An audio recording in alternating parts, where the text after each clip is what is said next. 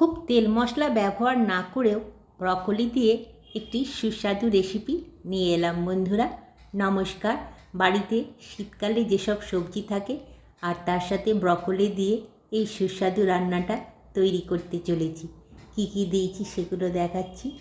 একটা গাজর নিয়েছি, বেশ কয়েকটি বিনস নিয়েছি, ক্যাপসিকাম রেখেছি, টমেটো রেখেছি, দুটো পেঁয়াজ, আর মেন যেটা লাগে ব্রকলি সেটা তো নিয়েছি। সাথে আরও কিছু উপকরণ দিয়ে রান্নাটা তৈরি করতে চলেছি, সাথে থাকুন। পেঁয়াজগুলো খোলা ছাড়িয়ে নিয়েছি, এখানে 3টে নিয়েছি। তারপরে বিনসগুলো টুকরো করে নিয়েছি, গাজরগুলো এইভাবে স্লাইস করে নিতে হবে, ক্যাপসিকাম নিয়েছি টুকরো করে, আর ব্রকলিটা বেশ খানিকক্ষণ জলে ডুবিয়ে রেখে দিয়েছি। এরপরে গরম জল বসিয়ে দিয়েছি। জলটা ফোটার আগে একটু সাদা তেল দিয়ে দেবো,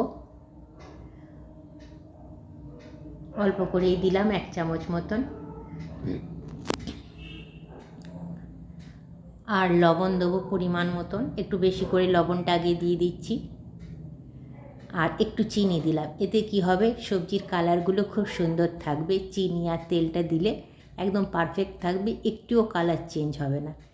যেহেতু আমি কম তেল মশলায় রাঁধবো সেই জন্যে জল দিয়েছি। ফুটন্ত জলের মধ্যে স্লাইস করে রাখা গাজরগুলো দিয়ে দিলাম। গাজর সেদ্ধ হতে একটু টাইম লাগে বলে গাজরটাই আগে দিয়েছি। আঁচটা একটু বাড়িয়েছি, এবার গাজরটা ফুটতে শুরু করেছে। গাজরটা ফুটতে শুরু করলে বিনসগুলোও দিয়ে দেবো।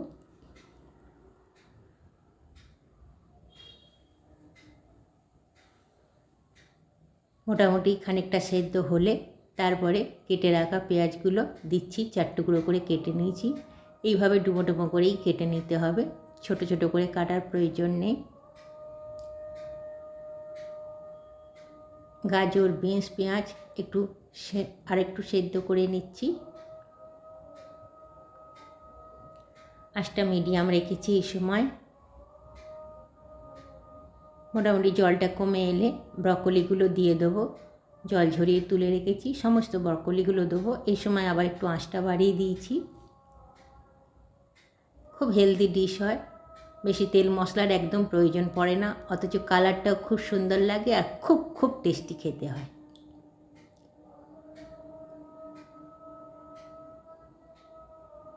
এটাও মিনিট 7 মতন ভাপিয়ে নেব। মোটামুটি সেদ্ধ হয়ে এসছে এটাও, আর খানিকক্ষণ রাখছি। 80% সেদ্ধ করে নিতে হবে, আপনারা বুঝতেই পারবেন।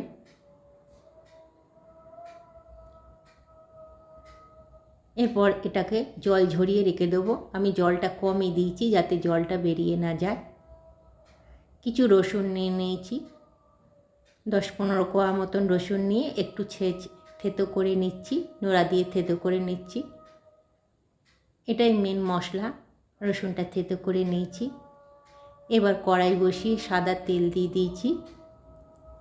সাদা তেলের মধ্যে একটা শুকনো লঙ্কা টুকরো করে ভেঙে দিয়ে দিয়েছি।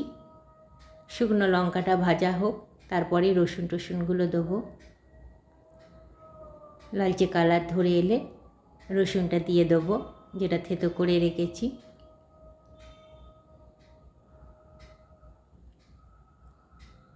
রসুনটা একটু লাল করে ভাজবো, ভাজা রসুনের গন্ধটা বেরোলে তারপরে অন্য ইনগ্রিডিয়েন্টসগুলো দেবো।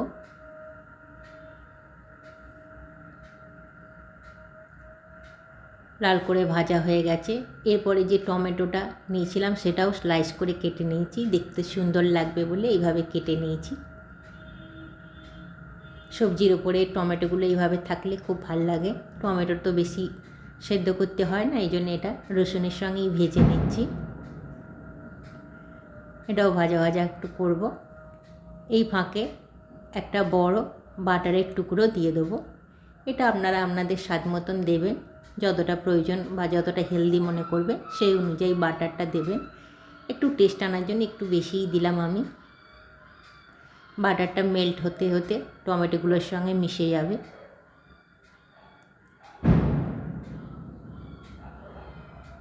এরপরে ক্যাপসিকামগুলো দেবো। ক্যাপসিকাম টমেটো সাধারণত তো বেশি সেদ্ধ বা ভাজতে হয় না, ওগুলো হালকা করে করলেই হয়। হালকা সাথে করে নিচ্ছি, এগুলো দিয়ে দিলাম। এই সময় অল্প লবণ দিলাম। আগের সবজিগুলোর সঙ্গে লবণ দেওয়া আছে, ওই জন্য বেশি লবণ দিতে হবে না। এখানে টমেটো আর ক্যাপসিকামের মতন লবণ দিলাম, বাটারেও তো লবণ আছে। 4টে লঙ্কা চিড়ে দিয়ে দিলাম, কাঁচা লঙ্কা।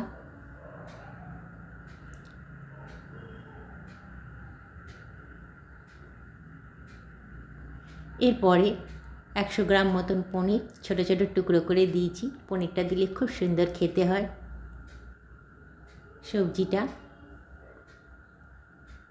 আপনারা চাইলে এখানে সয়াবিনও দিতে পারেন। আমি পনিরটা দিয়েছি, পনিরটা দিয়েও একটু ভাজছি। খুব সামান্য হাফ চামচ মতন সোয়া সস দিয়ে দিলাম, একটু অন্য ধরনের টেস্ট আনার জন্যে।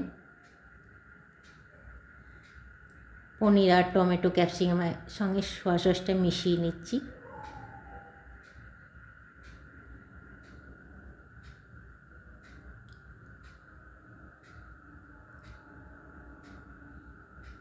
মোটামুটি ভাজা হয়ে গেছে। এবার সবজিগুলো জল ঝরিয়ে দিয়ে দিচ্ছি। আমি খুব কম জলেই সেদ্ধ করেছিলাম, যাতে জলটা বেরিয়ে না যায়। জলটার পুষ্টি রাখার জন্য অল্প জলেই সেদ্ধ করেছিলাম। জলটা অল্পই রাখা আছে, শেষে দেওয়াও যেতে পারে, কিন্তু আমি শুকনো শুকনো করে রাঁধবো বলে জলটা দিচ্ছি না। জলটাও আপনারা চাইলে দিতে পারেন। যেহেতু সবজিগুলো সেদ্ধ হয়ে আছে, বেশি রাঁধতে হবে না। জাস্ট পনির টমেটোগুলোর সঙ্গে হালকা করে নেড়ে নিলাম। তারপরে কিছু মটরশুঁটি দিয়ে দিলাম। মটরশুঁটিটাও একটু সেদ্ধ করে নিয়েছিলাম। হাফ কাপ মতন মটরশুঁটি একটু নুন দিয়ে সেদ্ধ করে রেখেছিলাম, ওটাও দিয়ে দিলাম। সমস্তটা দিয়ে নাড়াচাড়া করছি। এবার এটাকে প্লেটিং করেছি। একটু গোলমরিচ গুঁড়ো দিতে হবে সুন্দর টেস্ট আনার জন্যে, গোলমরিচ গুঁড়ো দিয়েছি। দেখুন সবজির কালারগুলো একদম পারফেক্ট আছে, যেহেতু সেদ্ধ করে নিয়েছি আর বেশি ভাজিনি, ওই জন্যে একদম সুন্দরও আছে। আর গাজর ফাজরের শেপগুলোও খুব সুন্দর আছে। গন্ধরাজ লেবুটা রেখেছিলাম, ওগুলো স্লাইস করে কেটে নিয়েছি। খাওয়ার সময় এগুলো একটু একটু করে রস নিয়ে সবজিটা নিয়ে খেতে হবে, খুব খুব টেস্টি লাগে। কত কালারফুল দেখতে হয়েছে। আর গাজর টমেটো এগুলো যেহেতু গোল গোল করে কেটে নিয়েছি, ওই জন্য দেখতে একটা সুন্দর লুক এসছে। দেখুন কি সুন্দর দেখতে লাগছে। যদি ভাল লাগে প্লিজ প্লিজ একবার তৈরি করবেন বন্ধু।